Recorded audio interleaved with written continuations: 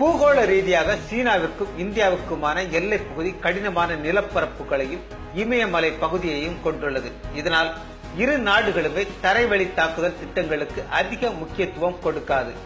குறிப்பிட்ட இடங்களில் மட்டுமே இந்த தரைவழி தாக்குதல் திட்டம் கை கொடுக்கும்.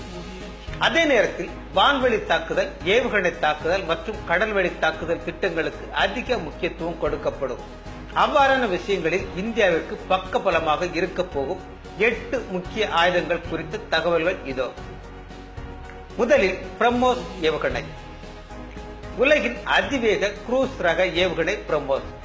ரஷ்யா இந்தியா கூட்டணியில் உருவாக்கப்பட்ட இந்த ஏவுகணை தற்போது நீர், நிலம் மற்றும் ஆகாயம் என 3 விதமான நிலைகளில் வைத்து ஏவ முடியும்.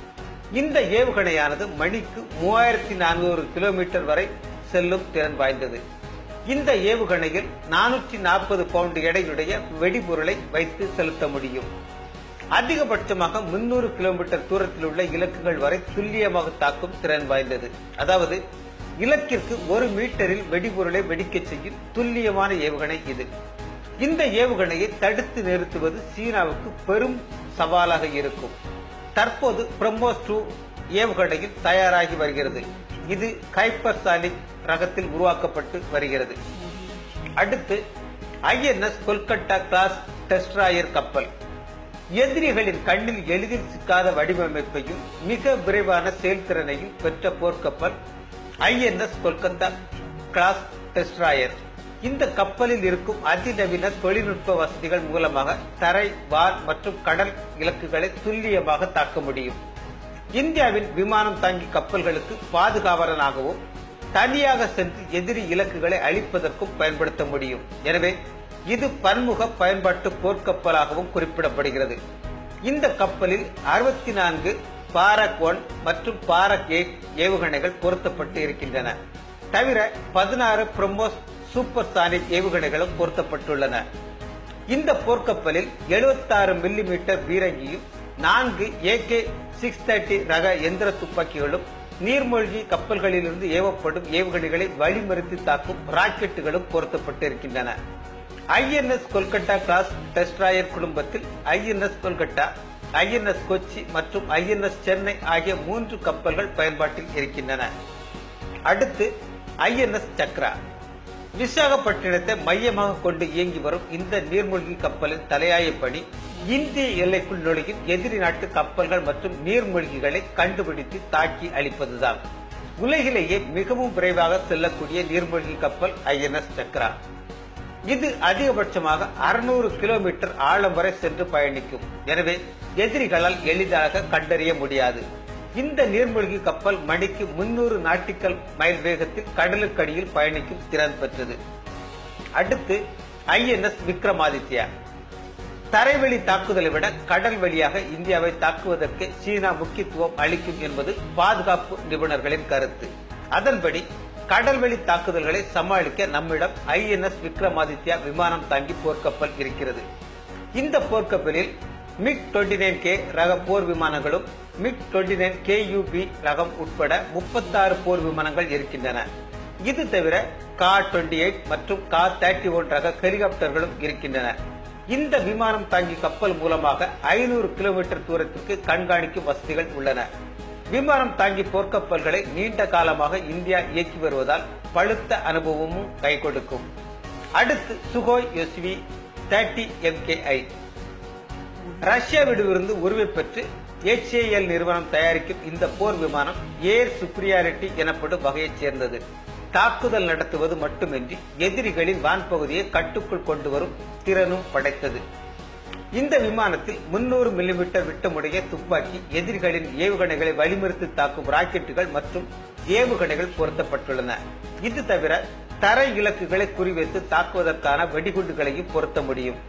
இந்திய வான்படையின் தற்போதைய முக்கிய புலமாக இது விளங்குகிறது. அடுத்து T-90 பீஷ்மா பீரங்கி. எல்லை பகுதியை கட்டி காப்பதில் இந்த பீரங்கிகளின் பங்கு மிக முக்கியமானது. இரவிலும் எதிரிகளின் நகர்வை துல்லியமாக கணித்து தாக்குதல் நடத்த முடியும். இந்த பீரங்கியை 3 பேர் கொண்ட வீரர்கள் குழு இயக்குவர். இந்த பீரங்கியால் 43 ரவுண்டுகள் சுடக்கூடிய 125 மில்லிமீட்டர் விட்டமுடைய முதன்மை துப்பாக்கி உள்ளது. அடுத்து 12.7 மில்லிமீட்டர் விட்டமுடைய எந்திர துப்பாக்கியும் பொருத்தப்பட்டிருக்கிறது. சக்தி வாய்ந்த எஞ்சின், தீத்தடுப்பு வசதி, எதிரிகளின் கண்களில் எளிதில் புலப்படாத வகையிலான வண்ணப்பூச்சி போன்றவை இதன் முக்கிய சிறப்புகள். அடுத்து பிருத்வி ஏவுகணை. இது நடுத்தர தூர வகை ஏவுகணை. பாகிஸ்தான் அச்சுறுத்தலை சமாளிப்பதற்காகவே இந்தியா உருவாக்கியதாக பேச்சு உலவுகிறது.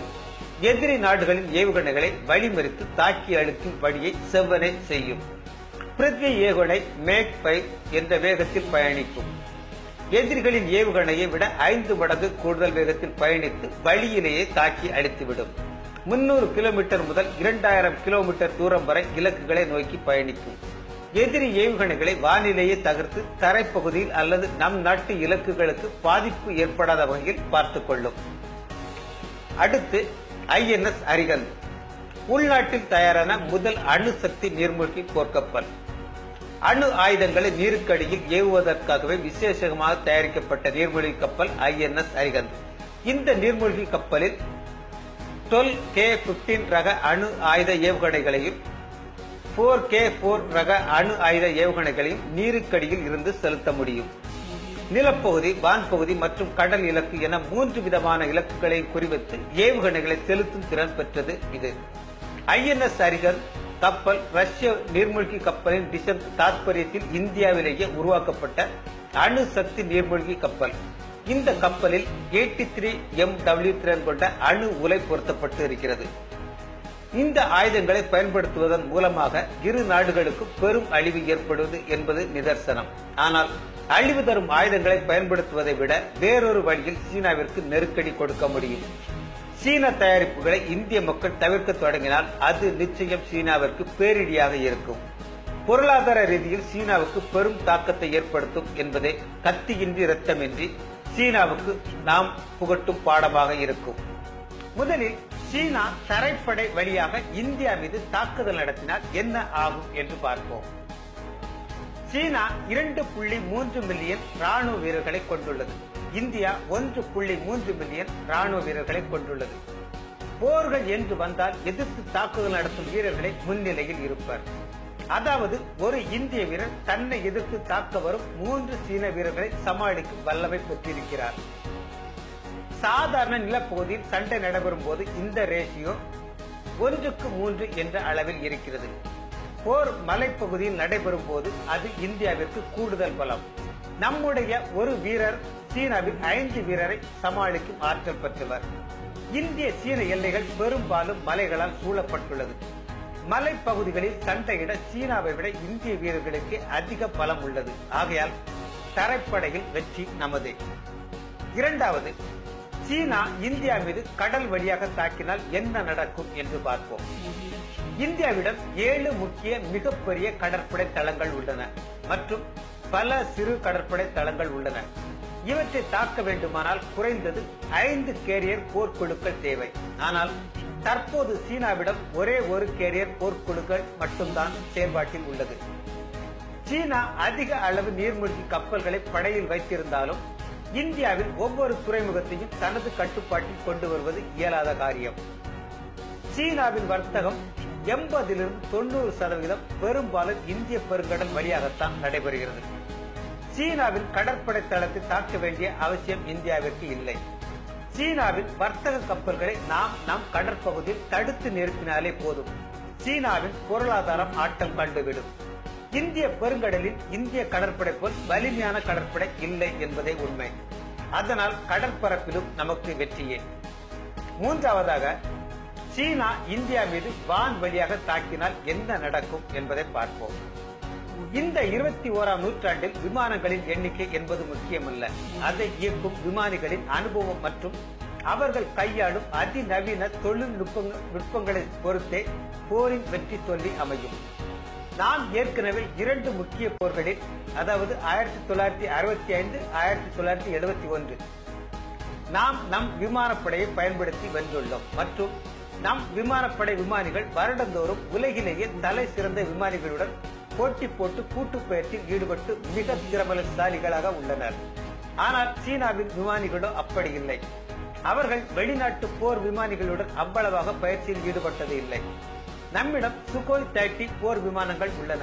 இவை F-22 போர் விமானத்தை கூட இந்திய எல்லையில் தடுத்து நிறுத்தும் வல்லமை பெற்றது.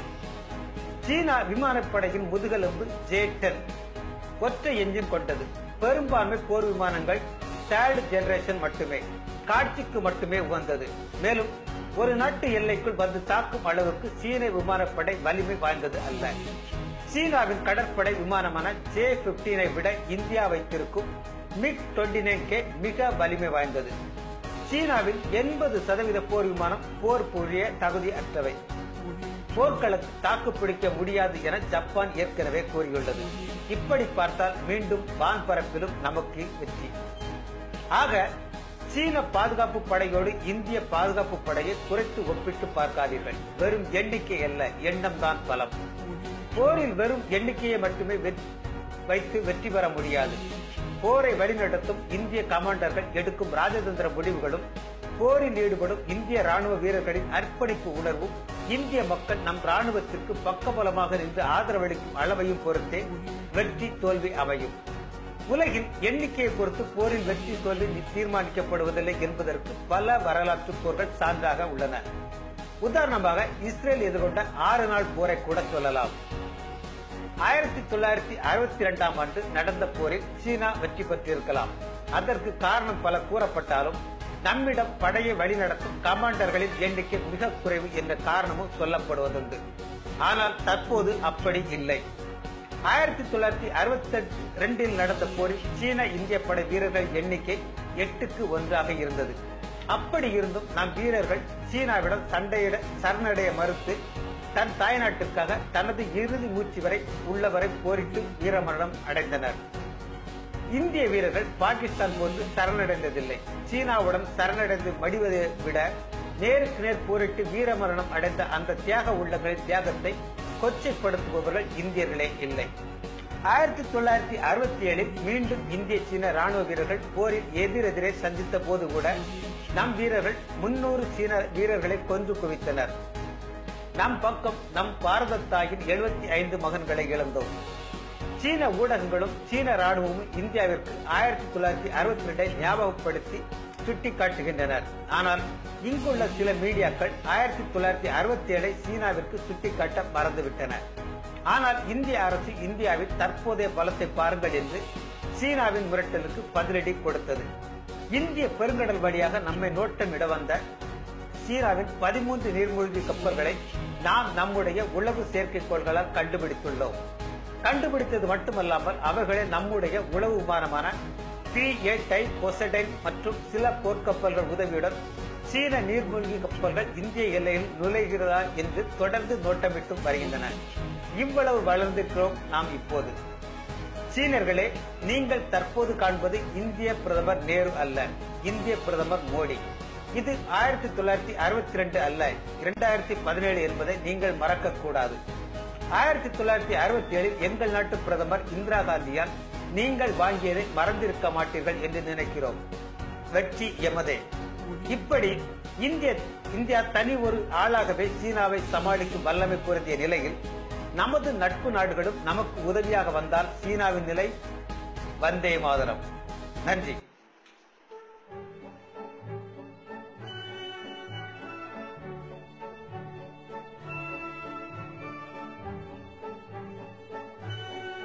மேலும் இது போன்ற முக்கிய செய்திகளை தெரிஞ்சுக்க எங்க சேனலை சப்ஸ்கிரைப் பண்ணுங்க. நன்றி.